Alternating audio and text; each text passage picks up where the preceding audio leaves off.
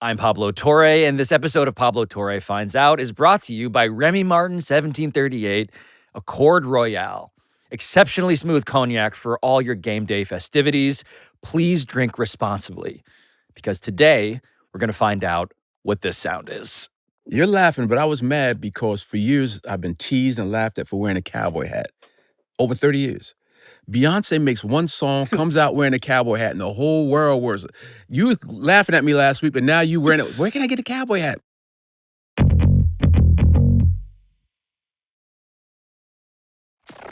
I just need to say thank you for coming in. Thank you, man. I appreciate it. It was an honor, and I'm flattered. Can I ask you a question that is very self-serving, but I think will establish some of the ground rules for what's about to happen here? Uh-oh, okay. Hamburger, do you have any idea, like, what this show does normally? To what extent? Is this a thing that you're familiar with in any way? And if the answer is, I know nothing, that is my default expectation, so please just... I know nothing. What do I have to sign? Perfect. That's great. Oh, I need to sign something. In truth, like, the whole origin of this, with me and Michael Cruz Kayne, who's sitting to my right, and you... Mm. Alonzo Hamburger Jones sitting across from us in a way that is so exciting, is that as of a couple weeks ago, months ago, depending on how long ago that was, that we talked about you walking in here would have meant very little to me relative to what it means today. Can I just clarify something up top? Do you prefer to be addressed as Hamburger? Yeah, you can call me Hamburger. Yes. For real? Easy, okay, yeah. great.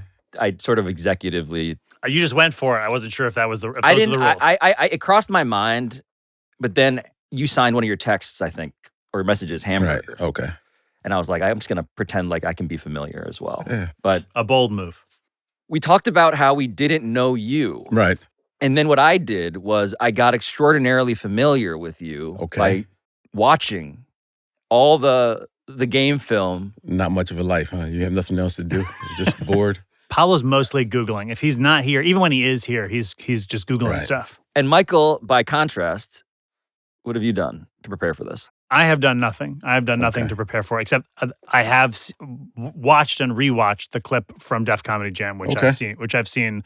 Now I've probably seen like 20 times. Wow. Okay, I got it. That's 20 new views. Thank you.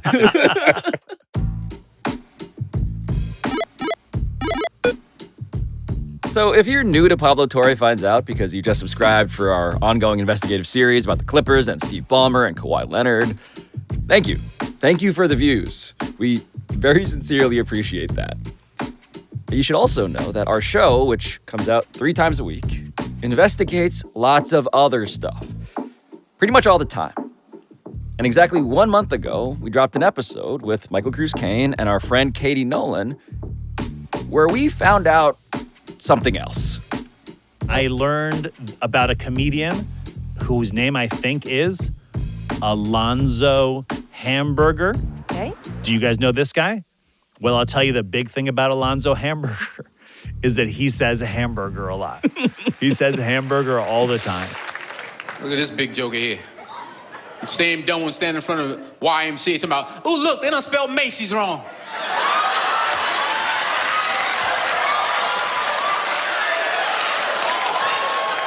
Hamburger, I ain't gonna have it. Who else wanna play? Then, once other people heard us say all of that, it began to dawn on me that this was someone that lots of other people, friends of mine, extremely vividly remember. Specifically from Def Comedy Jam in the 1990s. And they were horrified, almost offended, that we did not. So I thought that it was only right that I find this Catchphrase comedy legend and invite him into our studio to sit with us. And we somehow started talking about the thing that every other sports podcast has been talking about this month, the NFL. I want to visually describe what you're wearing because it's one of my favorite things about what's happening right now. Right. You're wearing a Daniel Jones Giants jersey. Jones. Yes, but it's Jones. It's for the Jones. I assumed it was for the Jones. Yes. So the Daniel part of it is it's irrelevant to the jersey that you're wearing. Well, I'm a big Giants fan. Okay. I wanted him to do much better when he came to the team. I thought that, first year was good. In my opinion, I thought he was good. But he didn't have a good offensive line, and I don't think he got a fair shot. And you know how New York fans are. You got about 30 seconds to show and prove, if not, you're out. But I just think that Daniel Jones never had a good offensive line. He could run. He can run, but he can't get to the goal line. Remember the 7-yard run or something he got? And he fell. Fell down. From the 12, Jones keeps, gets a block, takes off, and he is gone. Trying to stay upright, and he trips. Can you imagine announcing that play? He's at the 50, the 45, the 40. He's going 30. He might go. No, he ain't going all the way. Look at this. So just because I want to establish how often in real life you say your catchphrase, does it happen a lot? Mostly on stage. It's a word of excitement. It's a word to prevent me from using profanity. But when you get me on stage, you're going to get it 8 times a minute. Thank God. Hamburger. I was gonna say you just did the game call of Daniel Jones as Alonzo, but what if it was, Ham? Oh, he would have got at the end. It would have been Hamburger. What just happened here? Hamburger. I can't believe this. He tripped over the ground. And he has fallen. It's also like that is to talk about what you were just saying. It is a very New York fan to go. He ran 70 yards. Fuck him. Right. But now it's a great play. Years ago, the Jets had the butt fumble. Yeah, Mark Sanchez. The offensive coordinator, you got a busted play here, and then Sanchez gets hit. The ball is loose, and it's alive. I have never seen this before in my life. Watch this. Vince Wilfork is going to throw Brandon Moore back into his quarterback. He's going to fumble the football. Mark Sanchez not expecting it, and it was the backside of Brandon Moore that knocked the ball out. So which one is worse? Which one would you take? The butt fumble branding is hard to be worse than. Yeah, butt fumble's worse for sure, I think. Daniel Jones doesn't have a nickname for when he just sort of like steps on a rake that no one else sees and then he collapses. Adrenaline should have taken him from that far. You get that far, man, you just dive. You don't, that's everybody's dream to get that far in the NFL. I mean, you ran 70 yards and now you're going to just drop. That's embarrassing.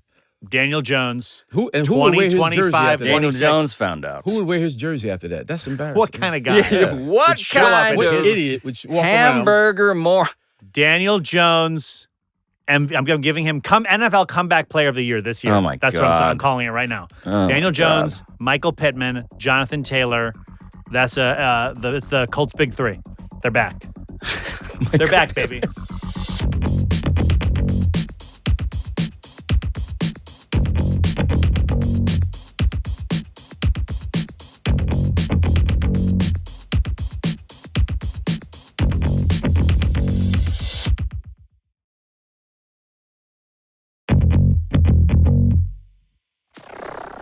Can I ask about Hamburger? Ask anything you want, man. When was the first time, did you, it doesn't strike me as something that someone would plan before they get out on stage, but did you, or was it something you just happened to say on stage and you're like, oh, this is fun? So we're going back to 1988 I started comedy, and we'll jump forward to about 1990, whereas I'm starting to realize what comedy is all about. And I'm realizing, even somebody would say, who was on the show last night? I don't remember. And I said, I don't want to be someone in the crowd. I have to be different, separate myself. So one night I'm in a room with some guys from New York, and they're trying to tell me who I am on stage. And they told me I'm country. And I said, I am not country. They said, yeah, everybody from Jersey's country. And it got a little ugly, and it was about to get physical until they said everybody in Jersey's country. So I said, I'll show you what country is. And I do my uncle, who's from North Carolina, and he says hamburger instead of cursing, because they wanted me to wear overalls and get a pig. And I said, that's not me. Whoa. So I came in a suit with the cowboy hat, and I said, hamburger. So I said, that's it. I'm not going to do that again. So the next night, everybody's like, yo, Tex, where's your hat? Where's your hat, Tex? I said, I'm not wearing a cap. I'm like 26 at the time. It's a hip-hop era. Everybody's into a whole different look. I'm walking in with a cowboy hat, and I stick out like a sore thumb down. That was my wish, but be careful what you ask for. So now I'm saying hamburger. And it's becoming catchy, and people like it. And I'm like, okay. Then they tell me you're going to tape television. I'm like, why do you say hamburger? I say hamburger because I don't curse, but I was cursing at the time. So now I have to Didn't You had make like sense. retrofit Right. a whole story for this phrase. So, I grew up in a neighborhood. My mother was in church and everything. And so You grew up in Jersey. Yeah. Okay. Is there something wrong with that? No. I'm Okay, all right. Just a little country. Yeah. Jersey's not country. But so Agree to disagree, Hamburger. in my area, it's not country. But if you go down to South Jersey, yeah, you might get it there. So now I have to realize I say hamburger because I don't curse. So now all the profanity comes out the act, and I'm a clean comic now. And I'm saying hamburger. Now I have to have my point of view. What is hamburger about? The things I don't like in life. At the time, I didn't. I was a big R&B fan in the 70s. I didn't like the new music. So now I'm talking about the music, the way the kids dress, and this, that, and the other. And it just stuck and it grew on and on. So now it's hamburger. Hamburger, I ain't gonna have it. Hamburger don't make sense. And I'll just let you know, hamburger. The number of things that I want to just say aloud right now. Yeah, go. I want to start with number one. You are, in fact, currently, for those not watching on YouTube, wearing a black cowboy hat. Yes. And it's glorious. Thank you. The integration of the hat, that you kept from the country premise. Right. But really, you became hamburger-centric. Yes. Because that was really the distinguishing aspect. And the cleanliness of your language. You're saying you weren't a clean comic. No. Initially, no. Are you a guy who curses in life? No. So people ask me, do I have a filter? How do I do it? How do I go through every day? I thought you had to go on stage and curse. I didn't curse. But when I started doing stand-up, I thought you had to curse to be a stand-up comic. Not realizing it's just about being creative and being funny. So now, after the Def Jam thing, I'm following guys and girls who are just cursing up the world. And now I got to write my jokes a notch harder to compete with this because I'm not cursing. When did you realize that the number of things you could substitute hamburger for was apparently infinite? It just happened. It just happened because hamburger. And then people will come to me after a show or whatever and say, hamburger. I say this instead of this. I use your hamburger when that happened. I was about to discipline my kids the other day, and instead I said hamburger. Somebody cut me off for road rage, hamburger. My boss I didn't get fired thanks to you because I said hamburger. My boss just paused and said, what? You can't get in trouble. What's the worst thing that happened? Somebody serve you some food. That's the worst thing that happened. So you're good. Say hamburger. So have you two ever been to a comedy show? Yes. Yeah. I mean, so Michael is... I do stand up. Okay. I write for a TV show, for a comedy show. When was the last time you did a show? The last time I did a show, was I there? A week ago, maybe. Oh no, You remember everyone on the show? No. See, that's my point. We're comics, and we can't tell you who was on the show with us. That's not good. So people say, you did a show last night. Who was on the show? Ooh, I don't remember. So I said, you know what? I have to find a way to erase that problem. And that's when I started doing hamburger. So going back, I'm wearing a cowboy hat before Def Comedy Jam. And this is the hip hop era. This is Showtime at the Apollo. So people want to boo and heckle comedians. You try walking on stage with a cowboy hat and people are like... I was going to say. Night after night, I had to fight. Had to fight for my life every night on stage. And it's like, where's your horse? Hey, Roy Roger. And I'm sitting there every night. So it was a tour they had out. Laugh One Out Loud. I forgot the name of the tour, but they didn't want me on there because I wasn't hip-hop enough. But all their comics went on stage and got booed off one night. I went on after them, crushed the crowd, demolished them. And they're like, yo, we want you on the tour. So now I'm on the tour. It was a tour with some of the local comics. And they had comics from In Living Color and other comics who was popular at the time hosting the show. So Mark Curry was the host. We're in Boston. Everybody gets booed off. And the promoter says, I'm not paying you guys. This sounds fucking terrifying. Right. But this is the norm back then. So I said, look, I said to myself, my phone bill is due. I need this money. I said, I'm going out there and you're going to pay me. He said, we only had to do 10 minutes. He said, if you do 20 minutes, I'll give you double. I'm going to do it. So Mark Curry said, I don't invite you to go out there. That's a brutal crowd. I said, bring me up there. So from the time I took the first step on stage, get out of here with this hat. Oh my God, where's your horse? 5 minutes later, I had them in the palm of my hand, left with a standing ovation, got my money, kept my phone on. Hamburger. So it was like that every night, night after night. People just didn't believe in me because I had a cowboy hat. So after I did the Def Comedy Jam segment, Russell Simmons comes running on stage after the show and grabs me, and he's frantic. I'm like, oh, what did I do wrong? That was brilliant. That was brilliant. That was a great set of marking everything in my life. That was brilliant. I said, what? And it didn't catch on at the time, but he said, that was great marketing. They're some of the greatest I've ever seen on stage. So I'm like, what does he mean by that? And then little by little, it started to happen. I saw where people were saying, you are memorable. We remember you. And now some people love it or some people hate it. I read some of the reviews where it's a hacky comic, this, that, and the other. But then people who've come to see me live and saw me in person say, this guy's funny. He's good. Well, that's what I want to tell you is that, admittedly, like when I discover you, and the pitch from Michael is over the weekend, I discovered a comic who says the word hamburger instead of many normal words that you would say. I'm like, what the hamburger are you talking about?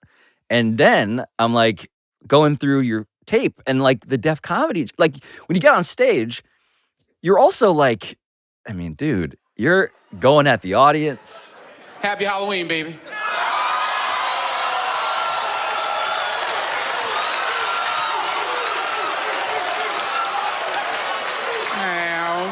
You're on your feet. You are so quick.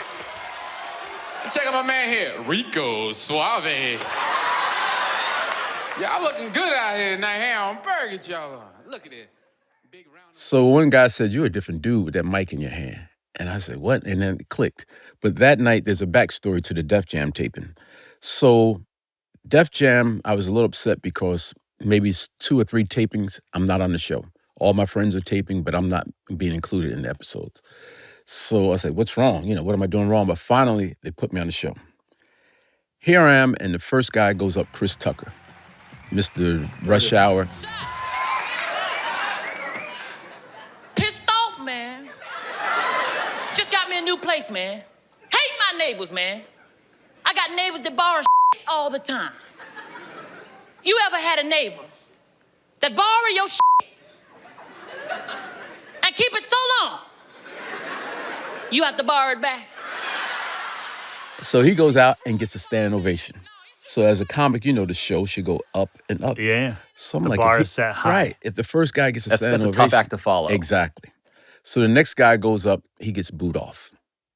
Never in the history of Def Jam did anyone get booed off. And this is around the time that Showtime at the Apollo is the hype show. So people think that's how an audience is to be. No, we're taping for HBO. We're doing a different thing. Booing is not here. Heckling's not here. But this crowd happens to think we are going to boo. So the second guy is booed off. Now the next girl go on, they heckle her. She drops the mic and runs off stage. So now if you watch the show, at the end of the show, they have these dancers that come on. But right there at that point, the dancers on. It's almost like an intermission. I don't know if they're changing, filming the cameras or what. But I'm backstage with Bernie Mac, who's going at it with Martin Lawrence saying, hey, you got to do something. This is not Showtime at the Apollo. Let them know they can't boo. Our careers are online. Martin turns around and said, if you can't handle it, you shouldn't be here. And I was like, oh, wow. And now Bernie says to me, you from New York? You do something. I said, Bernie, to be honest with you, I'm not from New York. I'm from Jersey. So we got a bigger problem.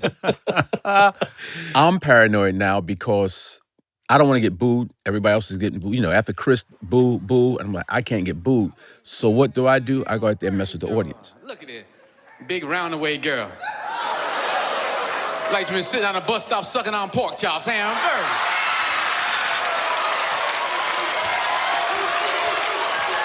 Hamburger. You know I'm telling the truth. It's a time where I'm saying, this is going to make it or break it. I'm just winging it, going at the audience, and the jokes are working.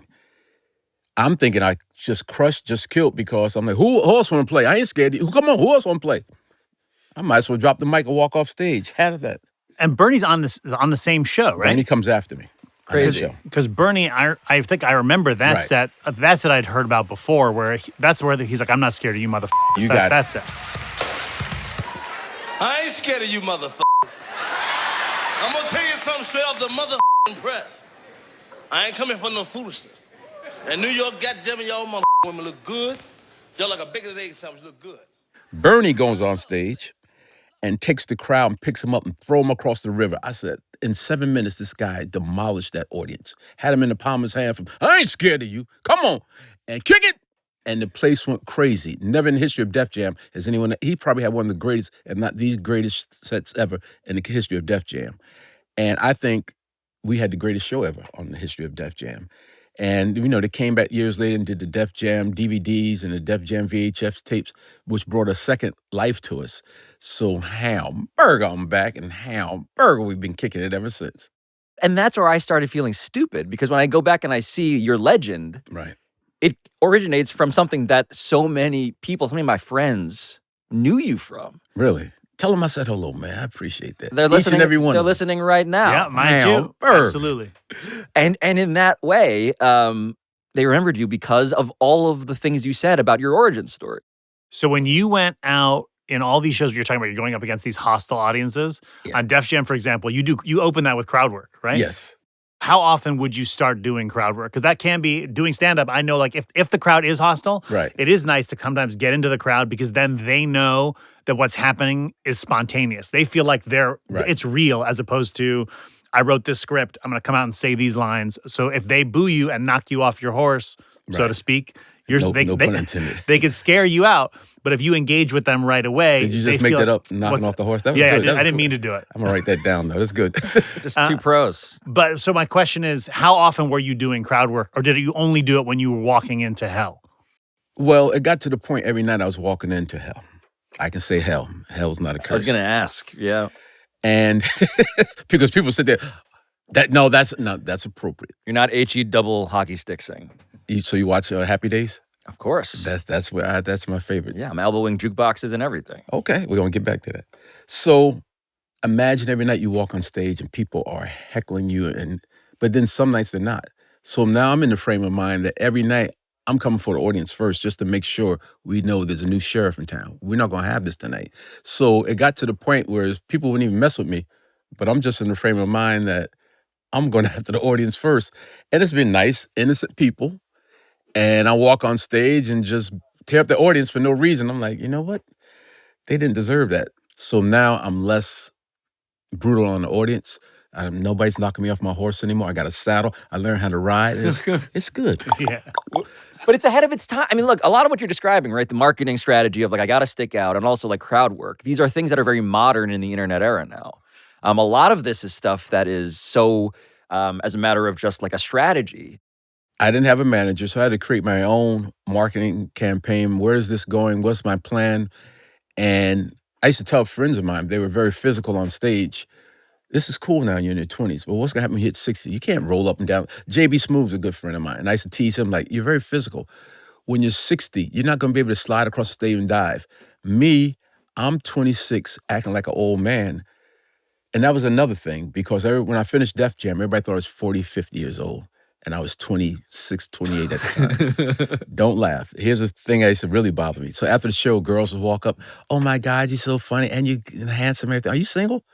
And I'm like, Hamburger, yeah, I'm single. My mother wants to meet you. I'm like, your mother? So they go off and I'm like, oh my God. So that was the negative part of it, because everybody thought I was old. When I tried to get into some acting, they would cast me for roles that Sherman Hemsley from the Jeffersons. Yeah. Moving on up. Right. But people in that age group, they would say, if Sherman turns this part down, it's for you. And I'm like, I'm not that old. I'm 28. Right. So it got to the point where I had to walk into a casting agent's office and have someone call him and said, is there anyone in your office right now? I said, yeah, how old is he? Young guy, about 26, 28. That's Hamburger. And they was like, no way. I'm like, Hamburger, that's me. So they would send me down to the casting office. I get scripts that were made for younger people. People just thought I was an older person, so it didn't work for me. So, well, this is a lot about you so far, kind of figuring out who am I on stage, as the audience and the world and casting agents are sort of responding. Right. And you're kind of adjusting and remaking yourself based on that. But the era, and this is something that I underrated and I also didn't realize, the era of the catchphrase comic. Were you aware that there were catchphrase comics when you became Hamburger? So it's funny you said it, because I had no clue. Catchphrase comics. Who was catchphrase? Who were back in the 80s with some of the catchphrase comics that you remember? I know, like Larry the Cable Guy. That might be a little later. Get her done. I guess I should do this. Get her done. That's right. Get her done. All those came after. But the guy who was again, I'm learning about all of them. I'm finding out in real time as I'm like watching this stuff. Shucky Ducky. Shucky Ducky, quack quack.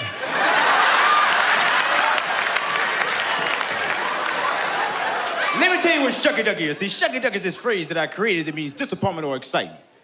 For example, instead of cursing when you stomp your toe, you say shucky ducky.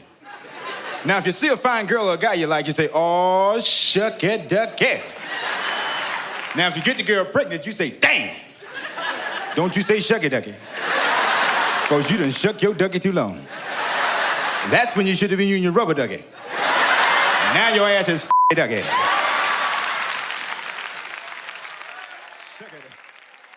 And that's a good friend of mine. He came, I'm going to say, either the same time, a little bit after, but he's from Dallas, Texas. And a lot of people, believe it or not, get us confused. But just to clarify for people who don't know Shucky Ducky, Right. and they should now because, of course, but Shucky Ducky quack, quack. Quack. Had you ever sort of like bonded with him about catchphrase comedy? We've been on shows together, and we tried to, I guess you don't know about SNL, Saturday Night Live? Yeah. They did the I was going to ask you about Kings this. of Catchphrase Comedy. It's the original Kings of Catchphrase Comedy Tour. The 4 Kings of Catchphrase are back, and they're going absolutely crazy. And they did a spoof on myself, Shucky Ducky, Bernie Mac, and others. And Kayne played me. Now, here's the scary part. I did Comic View. Wore a purple suit with a tie. He had the same exact suit and tie. I don't know how they did that.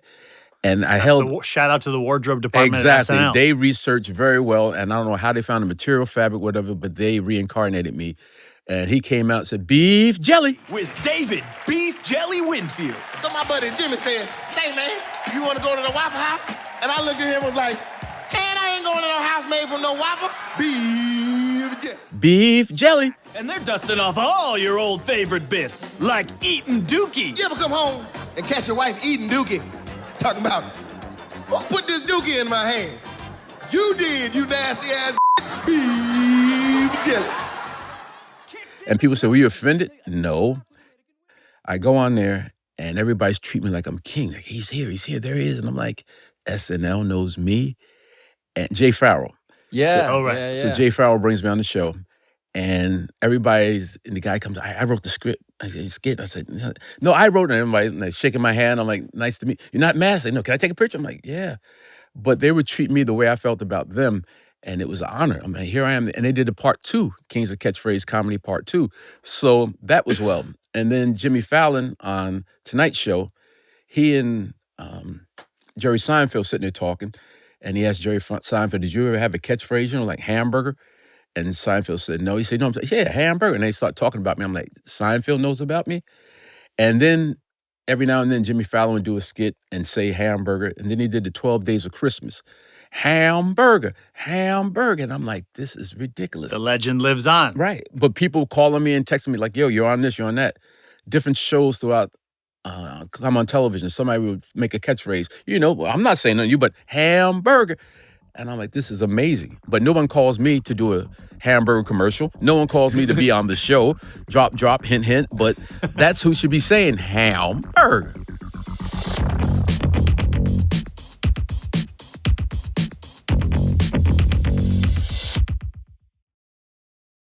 Football is upon us. Saturday college kickoffs. Sundays, of course, it's the pros. Surfside iced teas and lemonades plus vodka.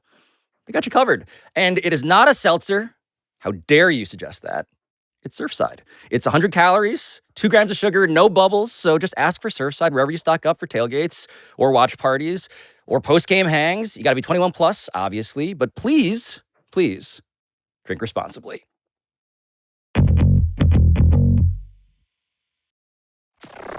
How have you not had a hamburger-related endorsement? That's what I'm trying to This is figure out. crazy. And when I came off the stage and after Russell said what he said, I was sitting by my phone and I said, any day now, someone's going to call me to do it.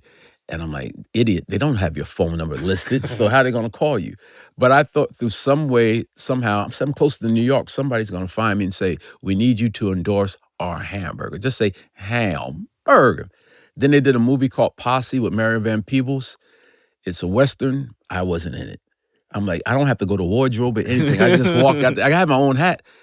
How you going to make Western movies and not include hamburger? Get out of bed and be right there. Exactly. So I don't need a script. I know what to say. I know how to say howdy and other country words. So let me have it. Hamburger. So you've been waiting, because Def Comedy Jam was 92. Yes. You've been waiting 33 years for that phone call. Now you feel my pain. Yeah. If this show does anything, yes, I want Carl's Jr. people. Well, what are Hamburger's top 5 hamburgers? That's a great question. Top 5 hamburgers from Hamburger You're himself. going to get me in trouble now. Somebody going to say, well, we wanted you, but you didn't pick.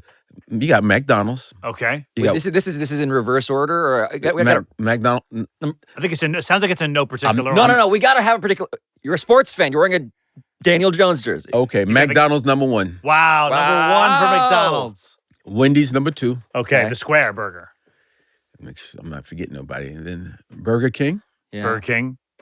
And that's all we have in this area, right? That's it. Well, I mean, there's also you got Shake Shack. You got those are like the fast food places. You got what I've discovered is that, and this is startling to me, it doesn't sound like Hamburger likes hamburgers that much.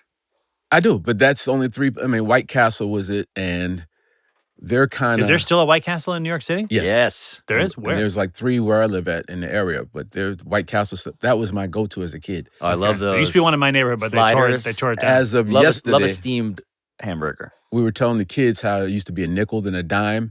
And I Googled it. I think it's like $1.19 for a burger now at White Castle. That's crazy. Because Great it deal. can't cost more than a dime. Same size. Can't cost more than a dime to make that burger.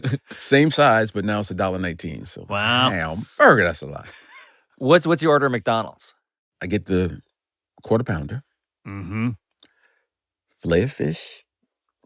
I love the Filet-O-Fish. See, wait, you're gonna in the same visit? Will you do quarter pounder and Filet-O-Fish at once? In high school, yes. Okay. A little surf and turf. I once set the record to have 5 quarter pounders in one sitting. That was the record. Hell yeah. Yes. I would do that same I would go to McDonald's. I'd be like, let me get 4 number 2s supersized. Let's ride. So I was in the marching band. They used to tease me, but I always wanted to be the crazy guy who would challenge the football players. So we went toe to toe so he could eat the most. I ate 5 quarter pounders at one setting. You ate 1 1/4 pounds of quarter pounders. No, I ate 5 consecutive quarter pounders. No, but he's saying 4 quarter pounders. Oh, yeah. 1 pound. That's over a pound of and hamburger. For the record, my first job, I worked at McDonald's. I was a chef. How was that job as an experience for you? Well, it was good because you got to work at the counter and see the girls when they came in. That was a good thing. Yes. And, it was my first job. You learn discipline, and it's a lot of fun. Working at McDonald's, it was an honor because that was prestigious. Oh, McDonald's. I used to have birthday parties. Yeah. In like the basement of McDonald's, you get that was growing up I'm from Manhattan. Okay. Like that's yes. Yeah. Oh yeah. I mean, I grew up in Connecticut, but being in the ball pit of McDonald's as a child was like being in heaven. It was like it would be like going to Beyonce concert now. But I took a lot of pride in how I placed the burgers on the bun, make sure I had the proper amount of onions. You're an artist. Yes, and serve them because how now because I am a Big Mac loyalist. Okay. I just had one 2 days ago. 2 had all beef patties, special sauce, lettuce, cheese, pickles, sesame onions, seed bun. Yeah, absolutely. The sauce is perfect. It's a scientific instrument that I have found delivers every single time. Yeah. But now I'm looking back at the lineup for Def Comedy Jam 92, and you're telling me, and this is I want the Mad Men theme music to rise under us. Okay. Out comes Hamburger, followed by Bernie Mac. I ain't scared of you. And you're telling me between Hamburger Jones and Bernie Mac, there's not a Big Mac and quarter pounder advertisement at McDonald's? Somebody missed. We got to go back in time and fire somebody. The fuck? Excuse me. It was no. I feel the same way, but I can't say it. Say it for me. What the hamburger? Hamburger. What the helly? That's a missed opportunity. Yes. So hopefully someone in also Stetson hats, they should have called me by now. You're laughing, but I was mad because for years I've been teased and laughed at for wearing a cowboy hat. Over 30 years. Beyonce makes one song, comes out wearing a cowboy hat, and the whole world wears it. You were laughing at me last week, but now you wearing it. Where can I get a cowboy hat? People, I want to be a cowboy. So they go out and get the boots, not knowing you can't wear cowboy boots for 8 hours straight dancing and whatever, and then try to walk back to your car. Your feet hurt. Now you are a cowboy because you're limping and staggering. So, Hamburger. Should get you on tour with Beyonce. Beyonce's come up a couple times. I feel like she probably listens to the show. Yeah. He's in the audience. Got to get Hamburger on stage. Maybe part of the Beehive, yeah. Wait, can I ask a question about comedy again? So you've been saying hamburger in your set since 1992, since before 92, since 88 you said you started. But you started doing hamburger like in 1990, a couple of years later? About 90, and then about 92, I had perfected it to a point I can take it on stage. Okay, so now you've been doing it for 30 plus years since then. True. Is there any part of you that's like, I'm locked into this hamburger shit. I wish I could stop doing this, but now now people are like, people are coming to see that. So have you made a prison for yourself? Yes and no. I've tried to stop it. I saw Chris Rock one day. I said, I'm ready to get rid of this hat. No, don't do it. I said, why not? He said, that's what makes you special. Keep the hat. You'll be like everybody else. I said, you're right. So I kept the hat. One night, I showed up to a show without the hat. The promoter said he's not going to pay me without the hat. So it's to the point now I've branded myself to have the hat. So I'm a little nervous now to go on stage without the hat because I don't know how it works. So this thing is like glued to my head. Right. Mentally. So I'm going to keep wearing the hat. But you know what? Okay, I don't mean to cut you off. Talk. I just wanted to say that because you're so locked into the hat, you're so identified with the hat, you're so identified with saying hamburger, you could kind of do like a Clark Kent Superman situation. Yeah. Go to some city where they don't like know you as well. No hat, no hamburger, and just do totally different stand-up. You call yourself Filet-O-Fish. You go by Filet-O-Fish. That's Do I say Filet-O-Fish like I say Filet-O-Fish? Doesn't have the same quite- ring. Wait, hold on. Feel it out. Yeah, you try. How does it? How does it? We might be honest. Filet-O-Fish. It's like watching tartar sauce. No, it's like watching. The reference that comes to mind, no one is going to know. It's like watching James Galway pick up the flute. You know what I mean? It's just like, what is he going to do with Filet-O-Fish? And here I am trying to do it for him, like an idiot. Can you help Michael, fellow comedian, develop a catchphrase? Oh, yeah. Do you have any extra catchphrases lying around? Yeah, I just got one in my bag full of Under your catchphrases? hat, I know, is a list of catchphrases. So I have to watch his act and see what he talks about, what's his background, and tie it into that because it has to go into your act because it's not going to make sense for him to say something that daffodils, right? And he doesn't talk about flowers or anything. As an artist, he's not just cranking out nonsense. How would you describe your act so that hamburger can sort I guess I do. If I talk about any sort of culture, it's probably being Filipino. I'm half Filipino. Okay. Pablo's full. So we're kind of arranged in order of how Filipino we are right we're like now. a pound and a quarter of Filipino. Okay. We're 5 quarter pounders of Filipino right here. So you're Filipino. So I guess if I were going to shout a word, it would be adobo or something. Would that maybe be a catchphrase that? Yeah. So far, I'm offended. So scratch it. You've been canceled already. I mean, now that I'm saying this, I might try it. I might try just for one set saying adobo every time I would naturally swear. But you know what's the painful part is watching a comic really try a catchphrase that doesn't work and it doesn't make sense. It doesn't fit their act, and they go up there and say something over and over. And you're sitting there like, give it up, dude. It's not for you. And sometimes, and this is a secret, when comics are bombing, they're going to say, crazy, man, crazy, man, it's crazy. Have you ever seen that? Yeah, absolutely, of course. And I watch comics and like that's their catchphrase. Crazy, man, it's crazy. And I'm like, no, give it up. Just give it up. Catchphrase is not for everybody. I think I may have said this to you before, but it's like, ironically, like the word that you won't say, the word fuck, is inflected and used in as many ways as you use the word hamburger. Right. It can be a noun. It can be an adjective. You take it and make it what you want. Right. And so your comfort with inflecting it is what makes, to me, the whole thing work. Yeah. And look, the whole criticism underneath the SNL sketch, if you wanted to see it not as a comic who's supposed to laugh at himself and everything, but as a sensitive person, which it sounds like you did not react this way. No, I loved it. But the whole idea is this is hack. Right. Exactly. And how do you feel about that general criticism? I know that it's not hack because it's funny. I'm funny. And once people see me live and in person, they have a whole different point of view of what hamburger is, and hamburger is funny. Because it's not just like I come on stage, hamburger. There's jokes in between it. And sometimes you don't even catch the fact that I'm saying hamburger because it just slides in there. Yeah, you're saying it as if you would say a normal word. Right. But people, by the time they leave, they walk up to me after the show, hamburger. Now I have the whole entire audience saying hamburger. How did that happen? So I just left Canada and I was shocked because here's 200 people waiting in line to shake my hand and say, Hamburger. I always want to meet you, Hamburger. And I'm like, how do people overseas know about this thing? So it's a worldwide effect. It's unbelievable because the jokes have changed, but Hamburger is the same. I mean, to that end, there are certainly, like, on clips of this show where we talk about you, there's definitely people in the comments being like, how is it possible that you have not heard of Alonzo Hamburger Jones? And where I work with a bunch of comedians, there's one comedian who like introduced me to you. Right. It's a wide range of people who go all the way from, oh my God, I've seen everything he's ever done, to wait, I can't wait to see it. Right. And it's, you have a way on stage that is like very like low key, but very joyful. I think that is fun to watch. The vibes are good.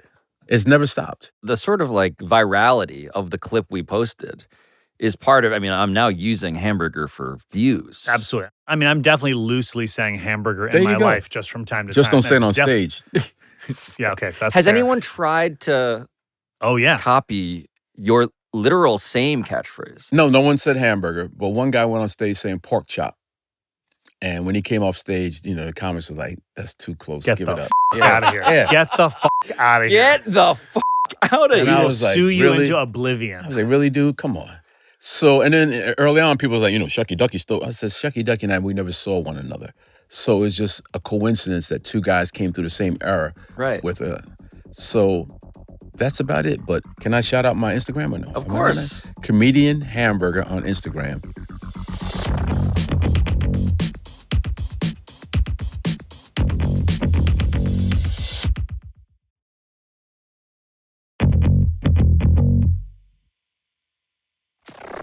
Taped the Chappelle show, but it never aired. Wait, what did you tape for a Chappelle show that never aired? So we did a skit. It was supposed to be Def Comedy Jam meets Def Poetry. Dave was going to be the host of the Def Jam meets Def Poetry. It was Joe Torre, myself, some more, and Shucky Ducky, and Mos Def. Mos Def didn't he host Def Poetry Jam?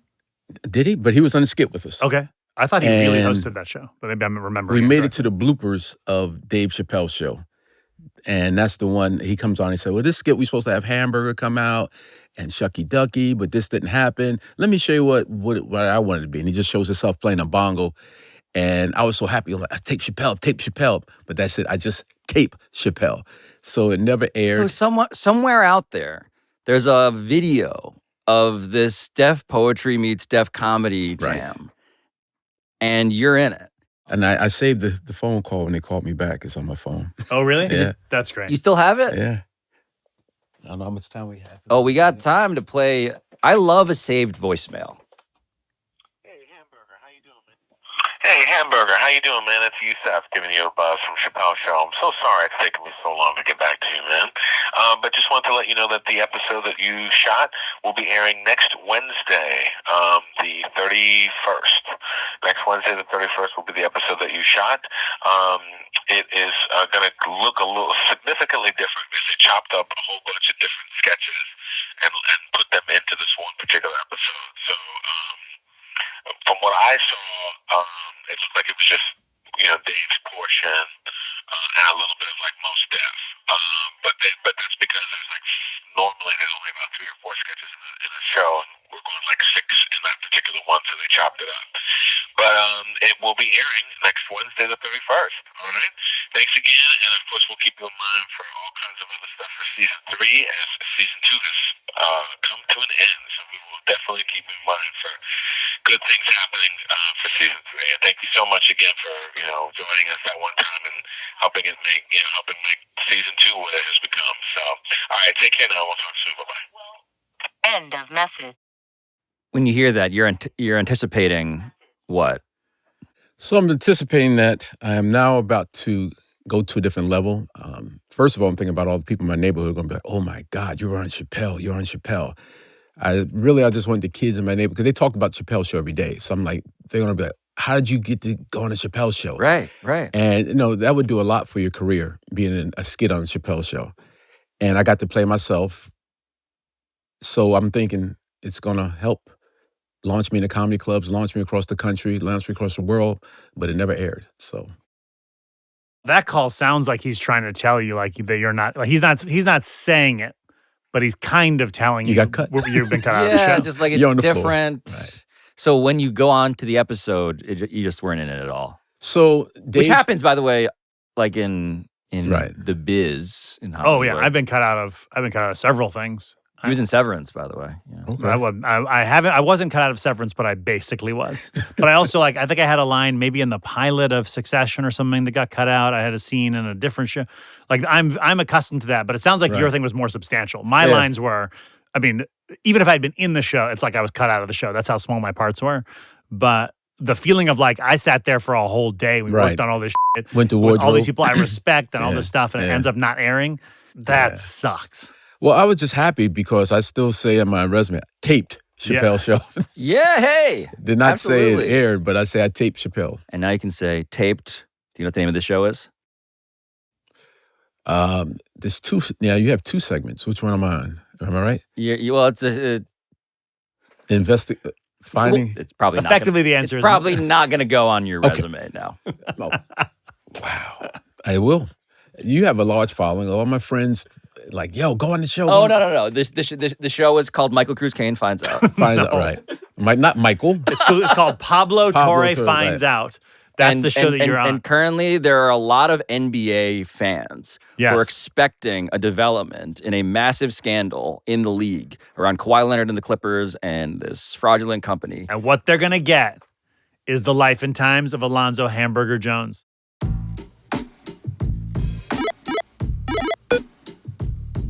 And so this is where I just got to jump in to very quickly say that I, of course, did text friend of Pablo Torre Finds Out, a previous guest on our show, Neil Brennan, who co-created and co-wrote Chappelle's show. And what I asked Neil was to remember the life and times of Alonzo Hamburger Jones.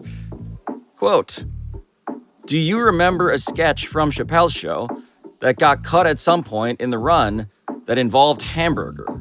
Parentheses, as in Alonzo Jones, close parentheses, question mark, end quote. And what Neil wrote back immediately was, quote, of course, end quote.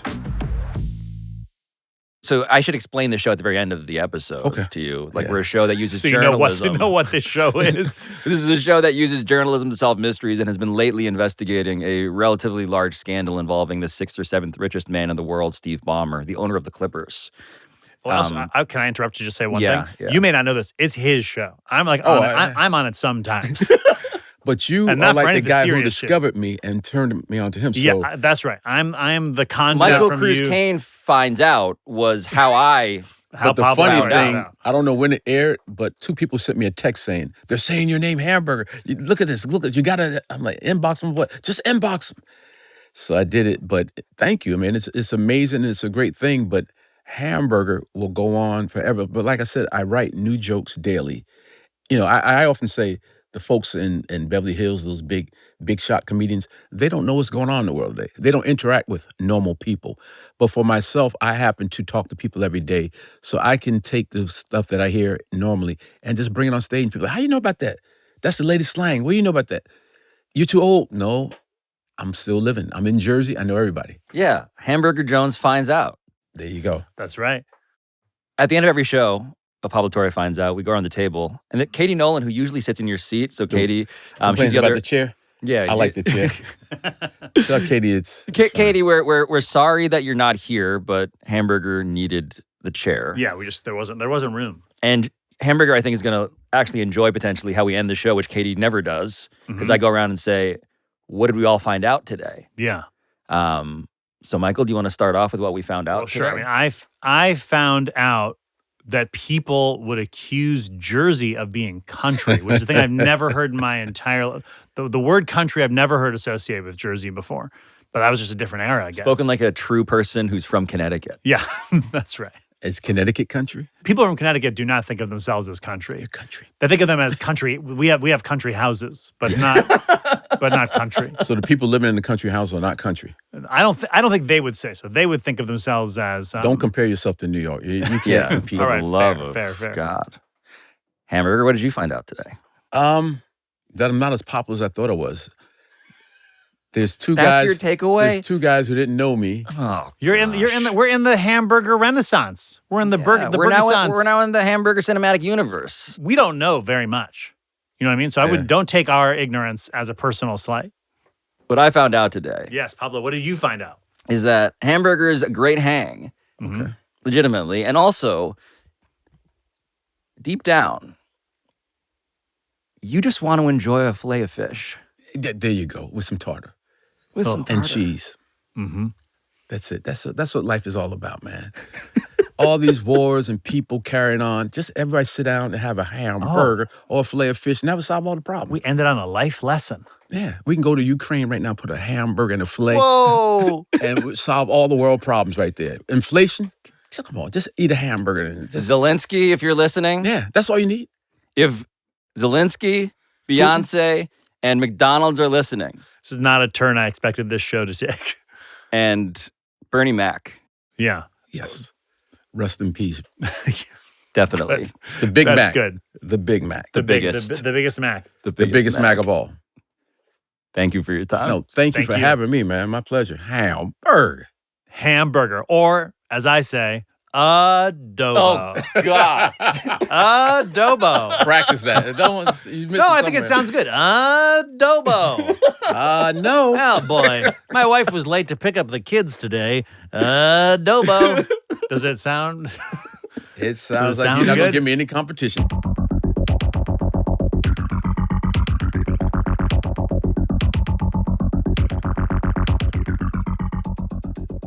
Pablo Torre Finds Out is produced by Walter Averoma, Maxwell Carney, Ryan Cortez, Juan Galindo, Patrick Kim, Neely Lohman, Rob McRae, Matt Sullivan, Claire Taylor, and Chris Tuminello.